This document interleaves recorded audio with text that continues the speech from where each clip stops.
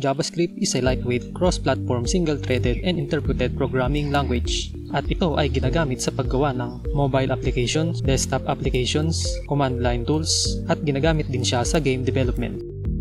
Ang JavaScript ay naimbento ni Brendan Eich noong 1995 at ginawa niya ang JavaScript sa loob lamang ng 10 days. JavaScript is not equal to Java. Kahit na magkapares sila ng pangalan ng konti, ay walang kinalaman ang Java sa JavaScript dahil ang Java ay naimbento ni James Gosling. At para makapag-create ng JavaScript program at mapatakbo sa inyong web browser, ay kailangan mo ng text editor at web browser. Sa text editor ay gagamit ako ng VS Code at sa web browser naman ay gagamit ako ng Google Chrome. To download VS Code, just go to code.visualstudio.com/download. Then download nyo lang ang version ng VS Code according to your operating system. Next, sa inyong VS Code, mag-open lang kayo ng folder kung saan nyo gustong gumawa ng JavaScript program. Next, create new HTML file. Tapos sa loob nito, gagawa tayo ng basic template ng HTML. To create HTML template, just type exclamation point, then press enter. Next, mag-create tayo ng new file and let's type index.js. Next step ay i-link natin ang JavaScript file sa HTML. To link JavaScript to HTML, just type script tag, tapos dito sa src ay ilalagay natin ang file path ng ating JS file. Ang file path ay ito yung location ng ating JavaScript file kung saan siya nakalagay sa ating workspace. Ngayon, kapag na-link na natin ang ating JS file sa HTML, ay pwede na tayong gumawa ng JavaScript program. Sa ating JavaScript file, mag-print tayo ng hello world using console.log. Sa loob ng close and open parenthesis, dito tayo maglalagay ng ating message. Just type hello world. Ang next step ay papatakbuhin na natin ang JavaScript sa ating browser using live server. To install live server and VS Code, just go to extension and type live server and click install. Ang ginagawa ni live server ay pinapatakbo niya ang HTML file into a live server. At kapag may changes ka sa iyong file ay makikita mo agad ang output sa iyong browser without reloading the web page. Next, kapag may live server ka na, right click the HTML file then click open with live server. Next, kapag nakita mo na ang web page sa browser,